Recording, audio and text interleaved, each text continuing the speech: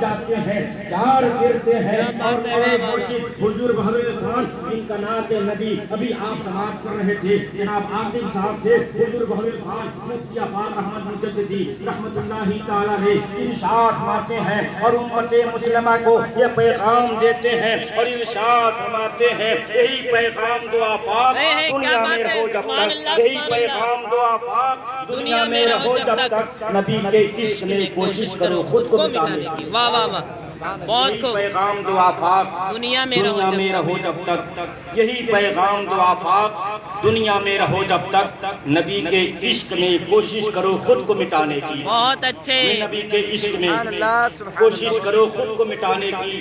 اللہ اکبر۔ یہ اصالِ ثواب کی محفل ہے، اس میں ہم آپ اکٹھا ہیں۔ مرحومہ عابدہ بیگم، عابدہ بیگم، جی جی، عابدہ بیگم مرحومہ کے سالِ ثواب کے غرض ہم آپ اکٹھا ہوئے ہیں۔ میرا ایمان اور عقیدہ ہے کہ میرے نبی کی حدیث ہے، میرے نبی فرماتے ہیں جو یہاں سبحان اللہ آپ کہیں گے آپ کو ثواب ملے گا، بہت اچھے۔ آپ الحمدللہ کہیں گے آپ کو ثواب ملے گا، جو اللہ اکبر کہیں گے آپ کو ثواب ملے گا، جو درود شریف آپ پڑھیں گے آپ کو ثواب ملے گا۔ ساتھ ہی ساتھ جب یہ محفل اختتام ہوگی صلاۃ و سلام پڑھا جائے گا، جو آپ نے سبحان اللہ کہا تھا اس کا ثواب آپ کو بھی ملے گا، مرحومہ کی روح کو ثواب پہنچایا جائے گا۔ آپ نے الحمدللہ کہا، اللہ اکبر آپ نے کہا، درود شریف آپ نے پڑھا، آپ کو بھی ثواب ملے گا۔ محفل کی اختتام میں مرحومہ کی روح کی اس کا ثواب ارسال کر دیا جائے گا، مرحومہ کو بھی ثواب ملے گا، آپ کو بھی ثواب ملتا رہے گا۔ اس لیے ایک مرتبہ بلند آواز میں اور گنبد خضرا کے جانب لو لگا کر کے دل کی عطا گہرائیوں سے اس نبی کرم رحمت صلی اللہ علیہ وسلم کی بارگاہ بے کس و پناہ میں دل کی عطا گہرائیوں سے نذرانے درود شریف پیش کریں اور پڑھیں اللہم صلی علی سیدنا شفیعنا حبیبنا نبینا و مولانا محمد معدن الجود والکرم بارک وسلم صلاۃ و سلام علیک یا رسول اللہ صلی اللہ تعالی علیہ وسلم۔ میرے نبی کریم صلی اللہ علیہ وسلم ارشاد فرماتے ہیں جب کوئی اللہ کا بندہ میرا امتی دن بھر میں مجھ پر 50 مرتبہ درود پڑھے گا، کتنی مرتبہ؟ 50 مرتبہ اللہ کا بندہ ہے، میرا امتی ہے، دن بھر میں جو 50 مرتبہ میرے اوپر درود پڑھے گا، میرے نبی ارشاد فرماتے ہیں قیامت کا دن ہوگا، نفسی نفسی کا عالم ہوگا، کوئی کسی کا پرسان حال نہ ہوگا۔ وہ ایسا وقت ہوگا کہ باپ اپنے بیٹے سے بھاگے گا، بیٹا اپنے باپ سے بھاگے گا، ماں اپنی بیٹی سے بھاگے گی، بیٹی اپنے ماں سے بھاگے گی، بھائی اپنے بھائی سے بھاگے گا، یہاں تک کہ شوہر اپنی بیوی سے بھاگے گا اور بیوی اپنے شوہر سے بھاگے گی، کوئی کسی کا پرسان حال نہ ہوگا۔ ایسے وقت میں میرے نبی ارشاد فرماتے ہیں جو دن بھر میں میرا امتی میرے اوپر 50 مرتبہ درود پڑھا ہوگا، ایسے المناک دور میں میں اس امتی سے مصافحہ کروں گا، سبحان اللہ، سبحان اللہ۔ میں اس امتی سے مصافحہ کروں گا، ہاتھ ملاؤں گا اور میرے نبی کے فرمان پر آپ قربان جائیے۔ میرے نبی نے اتنا احسان ہمارے اوپر فرمایا ہے، اتنا کرم آپ کے اوپر فرمایا ہے کہ قیامت کے دن جہاں باپ ساتھ چھوڑ دے گا، ماں ساتھ چھوڑ دے گی، بھائی ساتھ چھوڑ دے گا، بیوی ساتھ چھوڑ دے گی، بچے ساتھ چھوڑ دیں گے، ایسے المناک دور میں آقا مصافحہ کریں گے اور مصافحہ کرنے کے بعد آقا ارشاد فرماتے ہیں کہ مصافحہ کرنے کے بعد اس کو میں چھوڑ نہیں دوں گا، اس کا ہاتھ اپنے ہاتھ میں پکڑ کر کے جنت میں داخل بھی فرما جنت میں بھی داخل کر دوں گا۔ یہ میرے نبی کی شان ہے، یہ میرے نبی کا پاور ہے۔ اللہ رب العزت نے اپنے نبی کو پاور دیا ہے، اپنے نبی کی شان ہم کو بتائی ہے۔ اس لیے کسی کہنے والے نے بہت پہلے کہا تھا کہ منگتوں میں کوئی منگتا شاہوں میں دکھا دو، منگتوں میں کوئی منگتا شاہوں میں دکھا دو، جس کو میرے سرکار سے ٹکڑا نہ ملا ہو۔ آتا ہے فقیروں پہ انہیں رحم کچھ ایسا، آتا ہے فقیروں پہ انہیں رحم کچھ ایسا، خود بھیک دیں اور کہیں منگتے کا بھلا ہو، خود بھیک دیں اور کہیں منگتے کا بھلا ہو۔ ہم یہاں درود شریف پڑھیں گے، میرے نبی مدینہ شریف کے اندر گنبد خضرا کے اندر ہے، جلوہ فرما ہے۔ میرا عقیدہ ہے میرے نبی جیسے کل اپنی ظاہری حیات میں زندہ و سلامت تھے، آج اپنی قبر انور کے اندر بھی رہ کر کے زندہ و و سلامت ہے. ہماری آواز ہمارے نبی سن رہے ہیں, آپ کی آواز آپ کے نبی سن رہے ہیں, آپ کا درود پڑھنا میرے نبی سن رہے ہیں. اور آقا ارشاد فرماتے ہیں جب کوئی میرے اوپر سچے دل سے گنبد خضرا کی جانب لو لگا کر کے اور گنبد خضرا کو اپنی نگاہوں میں بسا کر کے درود کا نذرانہ پیش کرتا ہے, آقا فرماتے ہیں ایسے عاشق کے درود کو میں اپنے کان سے سنتا بھی ہوں اور درود پڑھنے والے کو پہچانتا بھی. یہ میرے نبی فرماتے ہیں, میرے نبی کی حدیث ہے. گانے والے شاعر نے کہا ہے کون ہے عاشق و شیدا حضور جانتے ہیں, کون ہے عاشق و شیدا حضور جانتے ہیں. دل کا پاک ارادہ حضور جانتے ہیں, دل کا پاک ارادہ حضور جانتے ہیں. انہیں خبر ہے کہیں سے پڑھو درود ان پر. گنبد خضرا میں ہے, مدینہ شریف کی سرزمین پر ہے, جبر قبر انور کے اندر آرام فرما ہے, مگر ہماری آواز کو سن رہے ہیں, آپ کے خلوص کو دیکھ رہے ہیں.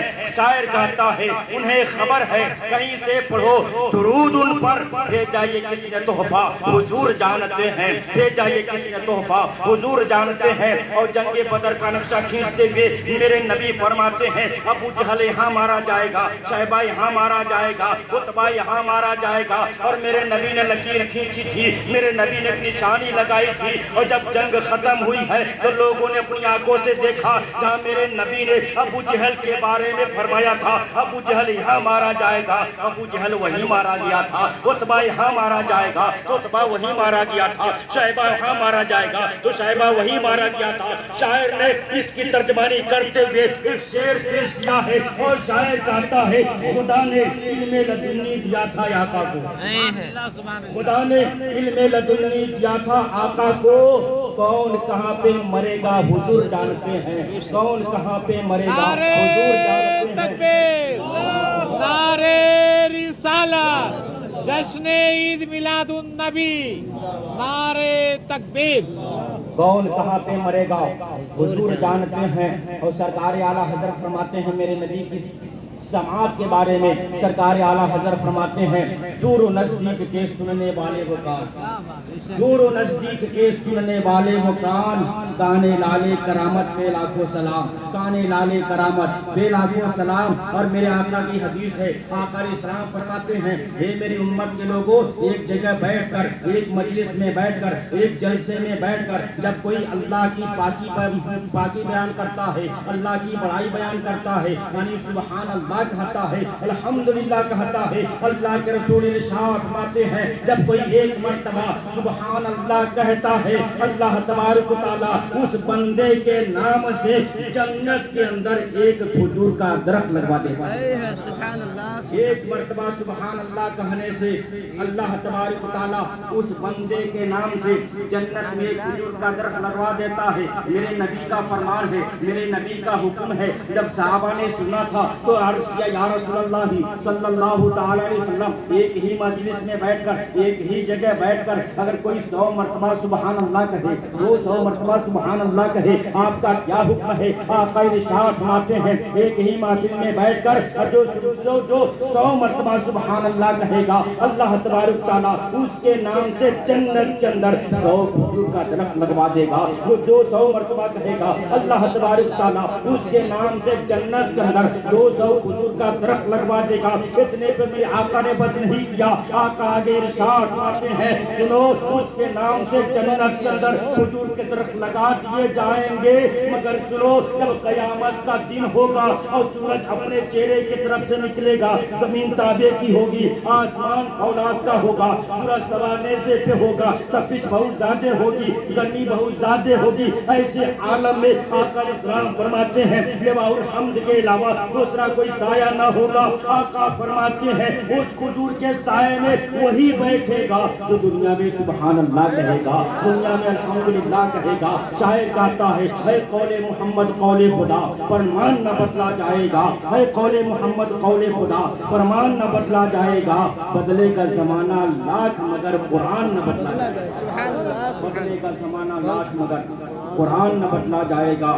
یہ میرے نبی کا فرمان ہے, میرے نبی کا حکم ہے. آپ درود شریف دل سے پڑھیے، اور جو بات آپ کو پسند لگ جائے تو آپ سبحان اللہ الحمدللہ کا ذکر ضرور کیجیے، تاکہ آپ کو اس کا ثواب ملتا رہے اور آپ کے نام سے جنت میں کھجور کے درخت بھی لگوا دیے جاتے ہیں۔ سبحان اللہ کا ذکر کیجیے، بہت بڑا ثواب ہے۔ پڑھیں درود شریف، اللہم صلی علی سیدنا شفیعنا حبیبنا نبینا مولانا محمد المعدل الحمد وسلم علیہ وسلم علیہ یا رسول اللہ صلی اللہ تعالی وسلم۔ اللہ تعالیٰ نے قرآن مقدس میں ارشاد فرمایا منہا خلقناکم وفیہا نعیدکم ومنہا نخرجکم تارۃ اخری۔ اللہ فرماتا ہے جب ہم لوگ مٹی دینے جاتے ہیں قبرستان میں، پہلی مرتبہ مٹی دیتے ہیں تو اسی قرآن کی آیت کو پڑھتے ہیں منہا خلقناکم پڑھ کر کے مٹی قبر کے اوپر ڈالتے ہیں، دوسری مرتبہ مٹی ڈالتے ہیں پڑھتے ہیں وفیہا نعیدکم، تیسری مرتبہ مٹی ڈالتے ہیں پڑھتے ہیں ومنہا نخرجکم تارۃ اخری۔ جو قرآن کی آیت ہے اور اسی آیت کو پڑھ کر کے ہم مردے کو مٹی دیتے ہیں۔ اللہ فرماتا منہا خلقناکم، میں نے تم کو مٹی سے پیدا کیا ہے۔ اللہ نے انسان کو مٹی سے پیدا کیا، ہوا پانی، چار چیزوں کے کو ملا کر کے اللہ نے انسان کو پیدا کیا، اور اللہ فرماتا ہے کہ میں نے تم کو مٹی سے پیدا کیا وفیہا نعیدکم، اور میں تم کو مٹی میں ملا دوں گا۔ ہم اور آپ اس وقت زمین کے اوپر ہیں، چل رہے ہیں، کھا رہے ہیں، سو رہے ہیں، کام کر رہے ہیں، جس میں سے روح نکل جائے گی۔ قبر کے اندر ہمارے گھر والے، رشتے دار، عزیز و اقربا لے جا کر کے رکھ دیں گے۔ اللہ نے فرمایا وفیہا نعیدکم، اور میں تم کو مٹی میں ملا دوں گا۔ مٹی کا جسم مٹی میں چلا گیا، اس کے بعد اللہ فرماتا ومنہا نخرجکم تارۃ اخری، اور قیامت کے دن میں تم کو اسی مٹی سے اٹھاؤں گا۔ یہ عبرت کی جگہ ہے، عبرت کی بات ہے کہ ہم مٹی سے بنائے گئے، مٹی میں ملا دیے جائیں گے اور قیامت کے دن اسی مٹی سے اٹھائے جائیں گے۔ اب سوال یہاں پہ پیدا ہوتا ہے کہ مٹی میں جانے کے بعد جب قبر میں آدمی جاتا ہے تو سڑ جاتا ہے، گل جاتا ہے۔ انسان ایسے قبر کے اندر نہیں جاتا، لیکن ہاں اسی دنیا کے اندر کچھ ایسے اللہ کے نیک بندے ہیں، سبحان اللہ، ایسے اللہ کے برگزیدہ بندے ہیں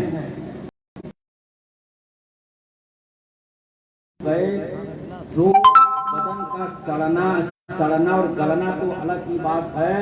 حدیث مصطفیٰ میں ہے، میرے نبی فرماتے ہیں کہ اس کا پورا جسم قبر کے اندر باقی رہتا ہے اور اس کے قبر کے اوپر، اس کے کفن کے اوپر مٹی کے داغ بھی نہیں لگتے۔ جس طریقے سے کفن نیا دے کر کے ہم نے مردے کو دفن کیا تھا، ویسے ہی کئی برسوں کے بعد بھی اس کا جسم بھی سلامت رہتا ہے اور اس کا کفن بھی سلامت رہتا ہے۔ سبحان اللہ، سبحان اللہ، ماشاء اللہ۔ دور جانے کی ضرورت نہیں، اسی سیوان کی بات میں کرتا ہوں۔ سیوان میں چلیے، شاستری نگر ایک جگہ ہے، حضرت قطب زمان حضرت علامہ مولانا سید عبدالحلیم سیوانی رحمۃ اللہ تعالی علیہ، مقدس ذات ہے، قطب بنارس کے مرید اور خلیفہ بھی ہیں۔ دیکھیں آپ ان کی زندگی، کاغذی محلہ میں مزار قطب الافطاب حضرت علامہ مولانا سید ابوالخیرات سیوانی رحمۃ اللہ تعالی علیہ۔ شیخ محلہ جو یتیم خانہ مدرسہ ہے، آپ لوگوں نے دیکھا ہوگا، یتیم خانہ مدرسہ حضرت سید ابوالخیرات سیوانی رحمۃ اللہ تعالی علیہ نے قائم کیا۔ اس میں آپ نے پڑھایا ہے، اس میں آپ نے بچوں کی تعلیم دی ہے۔ آپ کی زندگی میں آپ کے والد حضرت عبدالحلیم سیوانی رحمۃ اللہ علیہ دنیا سے کچھ گئے۔ تب آپ کا وصال ہوا، قانون کے مطابق جنازے کی نماز پڑھی گئی، قبر کے اندر ان کو دفن کیا گیا،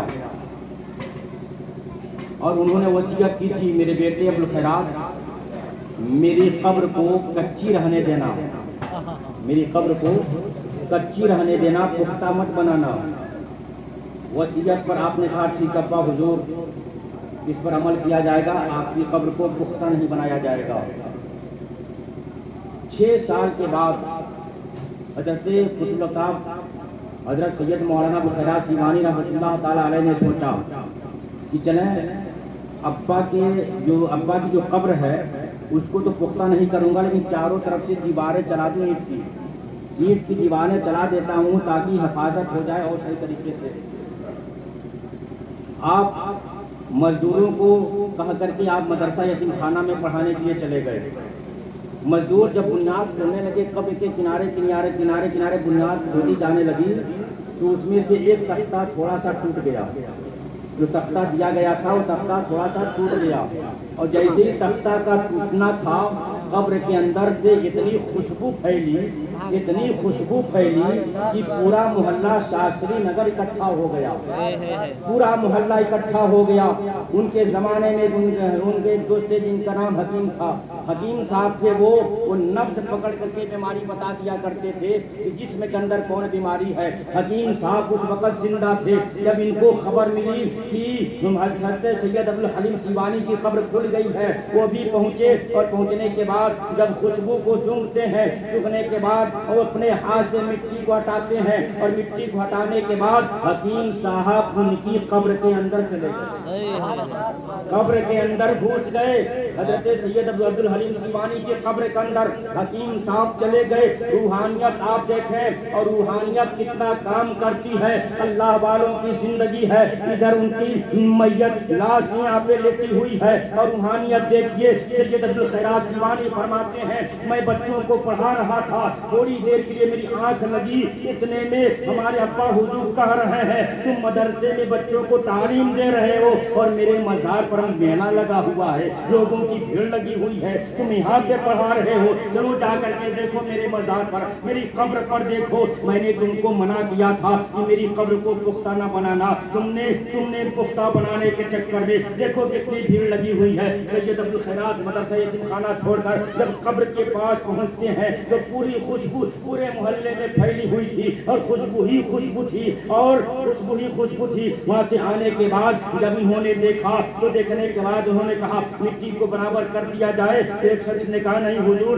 حکیم صاحب قبر کے اندر بیٹھے ہیں، حکیم صاحب قبر کے اندر ہیں، ان کو پہلے نکالا جائے۔ حکیم صاحب کو نکالا جائے۔ حکیم صاحب کو نکالنے کے چکر میں حضرت سید عبدالخیرات سیوانی نے کہا حضور حکیم صاحب قبر سے باہر آ جائیے۔ انہوں نے کہا ہم نے کتابوں کے اندر پڑھا تھا کہ جنتی آرائش کیسی ہے، جنتی زبائش کیسی ہے، جنت میں انسان کیسے رہے گا، اور جنت کی خوشبو کیسی ہے، میں نے کتابوں میں پڑھا تھا۔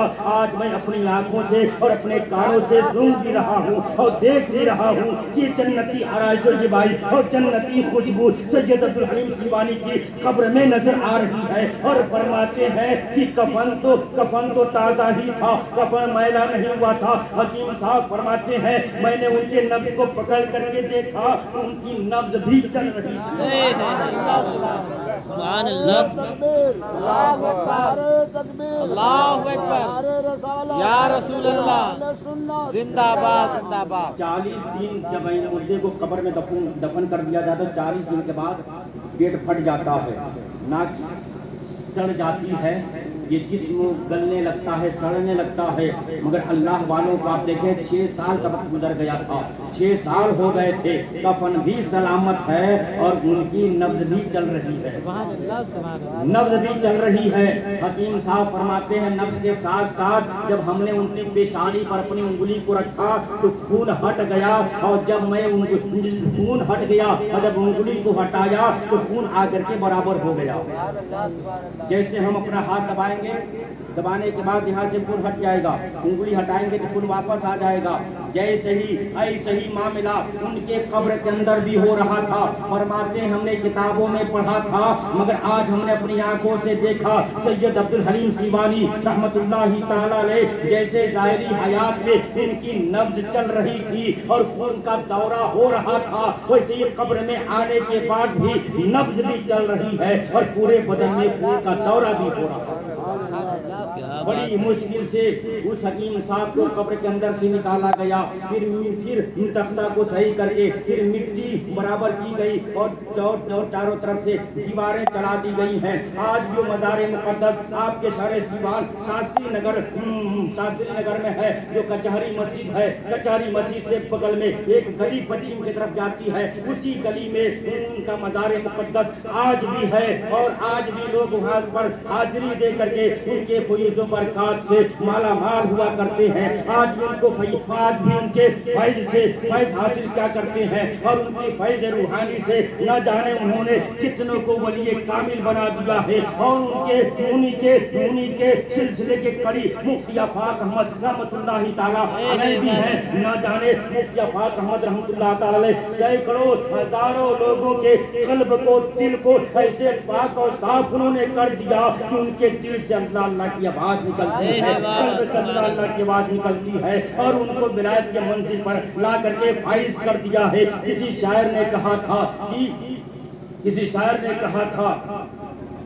कि जिसने रोशन किए कितने कल्बो जिगर, जिसने रोशन किए कितने कल्बो जिगर, ऐसे बहरे तरीक़त पे लाखों सलाम, जिनकी हर अदा सुन्नते मुस्तफा, जिनकी हर अदा सुन्नते मुस्तफा, ऐसे पीरे तरीक़त पे लाखों सलाम, ऐसे पीरे तरीक़त पे लाखों सलाम। बड़ी दुरूद शरीफ अल्लाहुम्मा सल्ली अला सय्यिदना नबीना मौलाना मुहम्मद माजिन गुदवल करने बारी को सल्ली सलातो सलाम अलैहि या रसूलल्लाह सल्लल्लाहु अलैहि वसल्लम में अर्ज कर रहा था, मिट्टी का जिस्म है, मिट्टी में मिला दिया जाएगा, फिर क़यामत दिन इसी मिट्टी से उठाया जाएगा।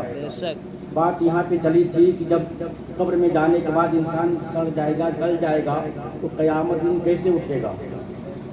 जब बदन ही नहीं रहेगा, हाथ पैर नहीं रहेंगे, तो इंसान को अल्लाह ताला उठाएगा कैसे? किताबों में यहाँ तक लिखा है, जिस आदमी को जंगल में शेर खा गया हो या जिस आदमी को जला करके दरिया में उसकी राख फेंक दी गई हो, उसको भी अल्लाह ताला क़यामत दिन जिंदा करेगा और उससे हिसाब लेगा। तो किताबों के अंदर लिखा कि बदन सड़ गया, गल गया, उसके जिस्म का पता नहीं, लेकिन आकर इस्लाम फरमाते हैं इंसान के बदन में रीढ़ की हड्डी है। उस रीढ़ की हड्डी में एक ऐसी पतली सी हड्डी है, वो न कभी सड़ती है न कभी गलती है। पतली सी जो हड्डी है रीढ़ में, वो न कभी सड़ेगी न कभी गलेगी। अल्लाह ताला उसी पतली हड्डी के जरिए से इंसान को ऐसे ही बना देगा जैसे दुनिया में हम आप जिंदा नजर आ रहे हैं, हमारा जिस्म नजर आ रहा है। उसी हड्डी से अल्लाह ताला पूरे जिस्म को पैदा करेगा, पूरे जिस्म को बना देगा और बनाने के बाद क़यामत दिन उठाएगा और उठाने के बाद इंसान का हिसाब किताब किया जाएगा। अल्लाह हिसाब लेगा, हमको जवाब देना पड़ेगा। आखिरी बात मैं आपसे कह करके अपनी बात को खत्म करता हूँ। अल्लाह तबारक तआला क़यामत के दिन हर एक इंसान से 5 सवाल करेगा। बेशक 5 सवाल हर आदमी से करेगा, हमसे भी होगा, वो आपसे भी होगा। दुनिया हमारे लिए आपके लिए हमेशा के लिए नहीं है, बहुत कम दिन के लिए दुनिया हमारे लिए है, आपके लिए है। हमारी और आपकी ज़िंदगी बहुत कम है, बहुत मुख्तसर सी ज़िंदगी हमारी और आपकी है। इस थोड़ी सी ज़िंदगी में हमको अल्लाह और रसूल को याद कर लेना है और याद करके उनको भी राज़ी कर लेना है।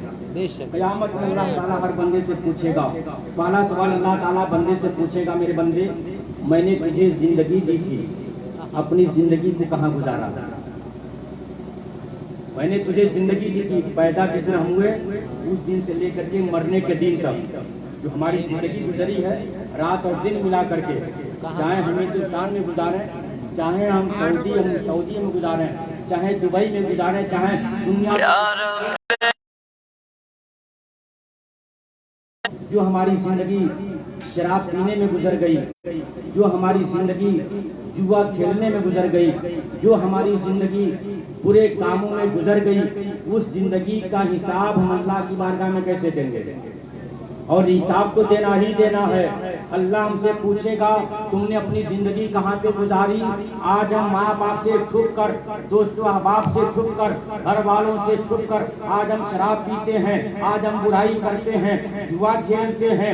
آپ اپنے ماں باپ سے چھپ سکتے ہیں, دوستوں احباب سے چھپ سکتے ہیں, رشتہ داروں سے چھپ سکتے ہیں, لیکن آپ خدا سے نہیں چھپ سکتے. خدا ایک ایسی شے ہے, خدا ایک ایسی ذات ہے کہ جس خدا کے لیے دن کا اجالا برابر ہے ویسے ہی رات کا اندھیرا برابر ہے. ہم چاہے چھپ کر کے گناہ کریں, چاہے دن کے اجالے میں کریں, اپنے دوستوں کے ساتھ کریں یا اکیلے کریں, اللہ تعالیٰ ہر وقت ہم کو دیکھ رہا ہے اور ہر وقت ہمارا خیال رکھ رہا ہے. ہم جو بھی زندگی میں اپنا کام کرتے ہیں اللہ کو معلوم ہے, اللہ کو خبر ہے, اور اللہ تعالیٰ اسی زندگی کے بارے میں پوچھے گا اے میرے بندے میں نے تجھے زندگی دی تھی, تم نے اپنی زندگی کہاں پہ گزاری؟ بے شک. آپ کہاں بتائیے گا؟ جو وقت آپ کا شراب پینے میں گزرا, جوا کھیلنے میں گزرا, عیاشی میں گزرا, برے کاموں میں گزرا, اس وقت کے بارے میں خدا سے آپ کیا جواب دیجیے گا؟ خدا نے آپ کو زندگی دی ہے, وقت اللہ نے آپ کو دیا ہے, اس وقت کو غنیمت سمجھتے ہوئے خدا کو آپ راضی کر لیجئے, اس کے پیارے محبوب کو راضی کر لیجئے. میرے آقا اسلام ارشاد فرماتے ہیں جنت میں جانے کے بعد بھی آدمی افسوس کرے گا. جنت میں جانے کے بعد بھی آدمی افسوس کرے گا. پوری دنیا جنت میں جانے کی خواہش ہے کہ جنت میں چلے جائیں گے, لیکن آقا فرماتے ہیں جنت میں جانے کی بھی آدمی افسوس کرے گا. کیوں افسوس کرے گا؟ آقا اسلام فرماتے ہیں جب وہ جنت میں جائے گا نیکیاں کم ہوں گی تو کم درجے میں رہے گا. جنت کے کم درجے میں رہے گا, نیکیاں کم رہیں گی. نیکیاں زیادہ رہیں گی تو اس کے اوپر والے درجے میں رہے گا, پھر اس کے بعد والے درجے میں رہے گا. نیکیاں جتنا ہمارے پاس ہوں گی, ثواب جتنا ہمارے پاس ہوگا, اچھا کام جتنا ہمارے پاس ہوگا, اتنے جنت میں درجے ہیں, اتنا درجہ ہمارا بڑھتا ہوا چلا جائے گا. افسوس اس وقت انسان کرے گا کاش فلاں وقت میں ہم نے لہو لعب کیا تھا, ہم نے کھیل تماشے کیے تھے, ہم نے اپنی فضول خرچی میں اپنی زندگی گزار دی تھی, ہم نے ایسے چلتے پھرتے چائے کی دکانوں پہ ہوٹلوں پہ بات کرتے کرتے زندگی گزار دی تھی. آقا فرماتے ہیں انہی وقتوں کو یاد کر کے جنت میں افسوس کرے گا اور کہے گا کاش ان وقتوں میں خدا کو یاد کر لیے رہتے, خدا پر درود و سلام پڑھ لیے رہتے, سبحان اللہ کا ورد کر لیا رہتے, الحمدللہ پڑھ لیے رہتے, تو آج اس درجے سے اونچے درجے پر ہم فائز ہوتے, اونچا مقام ہم کو مل جاتا. یعنی اپنے برباد وقت کو یاد کر کے بندہ جنت کے اندر بھی افسوس کرے گا. اگر اسی وقت میں آپ خدا کو یاد کر لیں, قرآن شریف کی تلاوت کر لیں, آپ سبحان اللہ الحمدللہ پڑھ لیں تو آپ کا درجہ بلند ہوتے چلا جائے گا. دوسرا سوال اللہ تعالیٰ بندے سے کہے گا میرے بندے دولت کہاں سے کمایا؟ دوسرا سوال مال. جی دوسرا سوال. جی پہلا سوال زندگی کے بارے میں, دوسرا سوال دولت کے بارے میں. میرے بندے مال کہاں سے کمایا؟ مال ہم کہاں سے کما رہے ہیں ہم کو معلوم ہے, آپ کہاں سے کما رہے ہیں آپ کو معلوم ہے. حرام کا مال ہے کہ حلال کا مال ہے ہم کو معلوم ہے اور آپ کو بھی معلوم ہے. اللہ تعالیٰ دوسرا سوال دولت کے بارے میں کہے ہم بندے مال کہاں سے کمایا. تیسرا سوال اللہ فرمائے گا مال کمایا تو خرچ کہاں پہ کیا؟ خرچ کہاں پہ کیا؟ خرچ جو ہم کر رہے ہیں نا اس کے بارے میں اللہ تعالیٰ قیامت دن پوچھے گا تم نے مال کمایا تھا تو مال کو خرچ کہاں کیا؟ جو لوگ ناچ باجا میں مال کو خرچ کرتے ہوں گے, برے کاموں میں مال کو خرچ کرتے ہوں گے, اللہ پوچھے گا کہ مال کو کہاں خرچ کیا تو جواب دینا پڑے گا. میں تو یہاں تک آتا ہوں کہ اپنا پیسہ لے کر آدمی گناہ کماتا ہے. اپنا پیسہ دے کر آدمی گناہ کماتا ہے. اللہ اکبر. کیسے گناہ کماتا ہے؟ پیسہ آپ دیتے ہیں اور آپ کے دروازے پر ناچ ہوتا ہے. جی پیسہ آپ دیتے ہیں آرکیسٹرا آپ کے دروازے پر ہوتا ہے. پیسہ آپ دیتے ہیں سنیما گھر میں آپ جا کر کے دیکھتے ہیں. پیسہ آپ کا لگتا ہے شراب آپ پیتے ہیں. پیسہ آپ کا لگتا ہے جوا آپ کھیلتے ہیں. پیسہ دے کر کے آپ گناہ کما رہے ہیں. پیسہ بھی دے رہے ہیں, گناہ بھی کما رہے ہیں, گناہ بھی مل رہا ہے. اللہ پوچھے گا قیامت کے دن میرے بندو مال کہاں پہ خرچہ کیا؟ اس کا جواب دینا ہوگا. تیسرا چوتھا سوال اللہ فرمائے گا میرے بندو میں نے تجھے علم دیا تھا, اپنے علم کو کہاں خرچ کیا؟ चौथा सवाल, जी जी हमने तुझको इल्म दिया था, अपने इल्म को कहाँ पे खर्चा किया? इल्म के बारे में अल्लाह पूछेगा। जिसके पास जो जो इल्म है उस इल्म को उसने कहाँ कहाँ खर्चा किया, अल्लाह को जवाब देना। पांचवा सवाल अल्लाह का ये होगा कि मेरे बंदे, मैंने तुझे औलाद दी थी, तुमने अपनी औलाद को क्या सिखाया? इसका भी सवाल। औलाद दी थी, ऐसा नहीं ना कि औलाद आवारा हो गई हो, ऐसा तो नहीं कि औलाद शराबी हो गई हो, जुआरी हो गई हो, औलाद बुराइयों में अपनी जिंदगी गुजार रही हो। अल्लाह ताला बंदे से पूछेगा, तुमको औलाद दी थी, तुमने अपनी औलाद को क्या सिखाया? 5 सवाल क़यामत में अल्लाह ताला हर बंदे से करेगा। और आका इस्लाम फरमाते हैं कि 5 सवाल का जवाब जब तक बंदा दे नहीं देगा तब तक 1 इंच आगे पीछे नहीं हो सकता है। अल्लाह अल्लाह। ऐसा थोड़ा है कि दुनिया है हम आपको धोखा दे करके भाग जाएंगे, हम आपको मक्कारी दिखा करके भाग जाएंगे, हम आपको इधर उधर करके भाग जाएंगे। ये दुनिया का मामला नहीं होगा, ये तो आखिरत का मामला होगा। और अल्लाह तबारक तआला क़यामत के दिन अपने कहारी और जब्बारी के साथ जलवा फरमा होगा।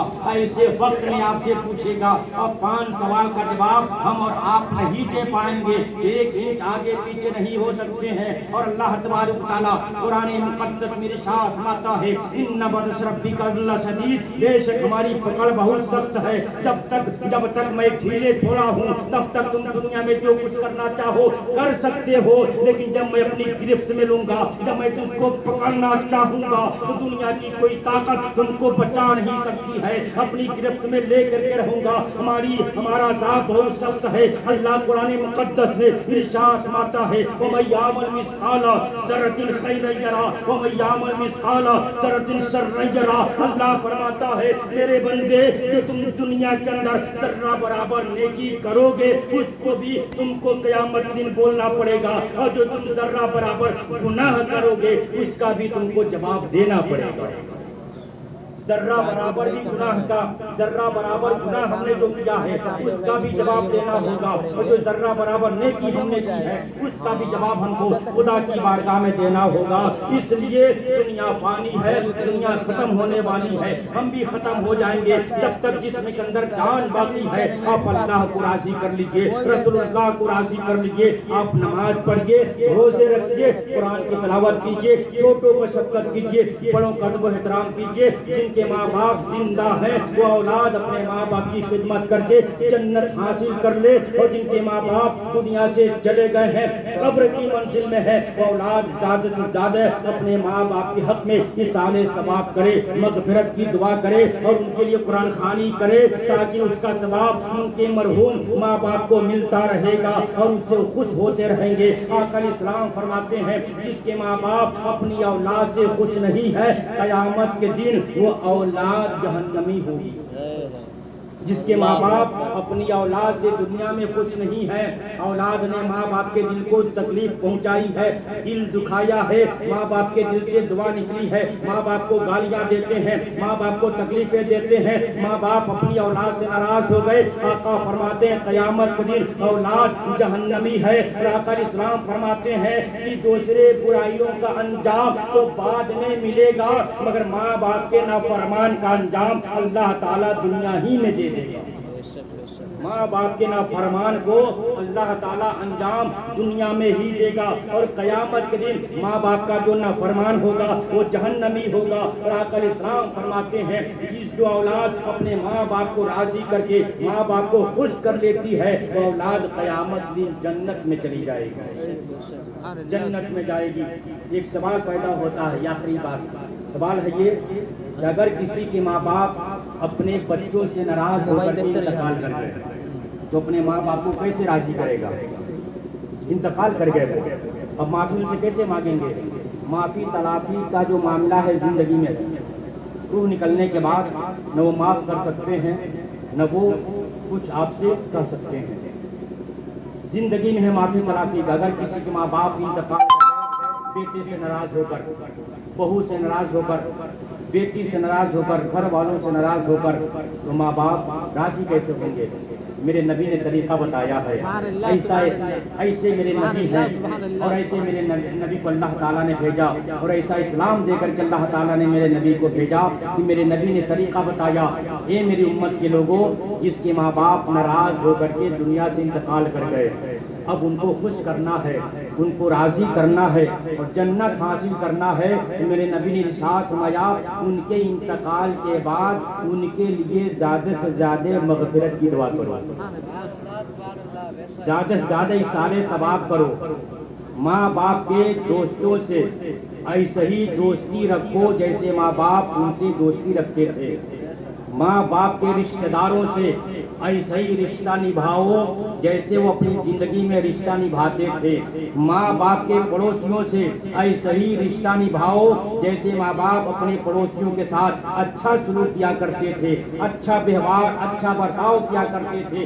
ایسے ہی تم ماں باپ کے مرنے کے بعد ایسا برتاؤ کرو، ایسا سلوک کرو. آقا فرماتے ہیں زیادہ سے زیادہ قرآن خوانی کرو، زیادہ سے زیادہ مغفرت کی دعا کرو، زیادہ سے زیادہ بخشش کی دعا کرو. جب ان کے نامہ اعمال میں نیکیاں پہنچتی رہیں گی، ثواب پہنچتا رہے گا، ثواب پہنچاتے رہو گے، نیکیاں پہنچتی رہیں گی. قرآن کی تلاوت کر کے، سبحان اللہ پڑھ کے، الحمدللہ پڑھ کے، اللہ اکبر پڑھ کے، نوافل نمازیں پڑھ کے اور نوافل روزے رکھ کے ان کا ثواب ماں باپ کے روح کو پہنچاتے رہو گے. ماں باپ ناراض ہو کر کے دنیا سے چلے گئے، ماں باپ ناراض ہو کر کے انتقال کر گئے، قبر کی منزل میں ہے. نوافل نمازیں پڑھو، نوافل روزے رکھو اور روزے رکھنے کے بعد ان کے لیے سارے ثواب کرو، مغفرت کی دعا کرو، بخشش کی دعا کرو. قیامت کے دن ماں باپ جب زیادہ ثواب دیکھیں گے، زیادہ نیکیاں دیکھیں گے، اللہ تبارک و تعالیٰ کی بارگاہ میں عرض کریں گے پروردگار یہ نیکیاں کہاں سے تیرے نامہ اعمال میں آ گئی. اللہ فرمائے گا یہ نیکیاں تمہارے انتقال کے بعد تمہاری اولادیں، تمہارے بچوں نے نثار ثواب کیا ہے،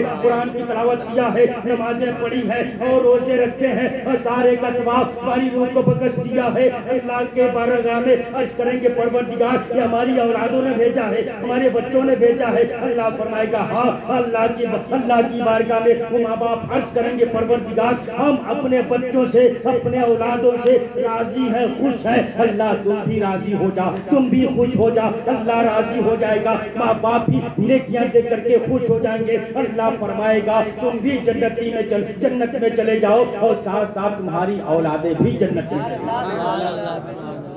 ماں باپ کو راضی کرنے کا طریقہ میرے نبی نے بتایا ہے. انتقال کے بعد آپ ان کے لیے سارے ثواب کریں.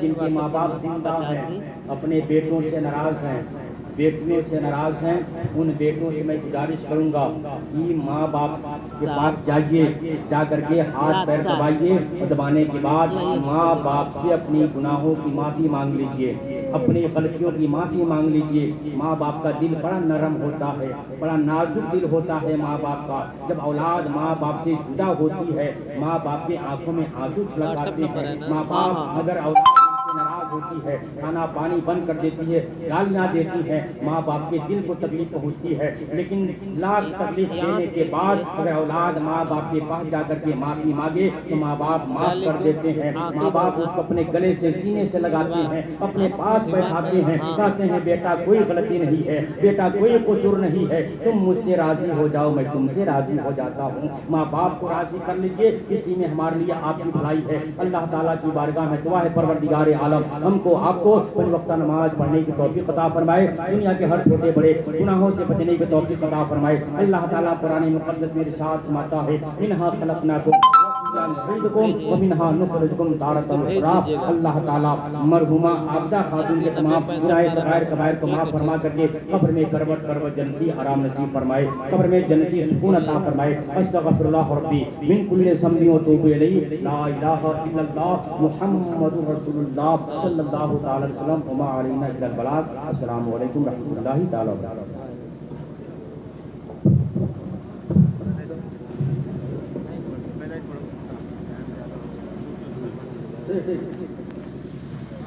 السلام علیکم. وعلیکم السلام ورحمۃ اللہ.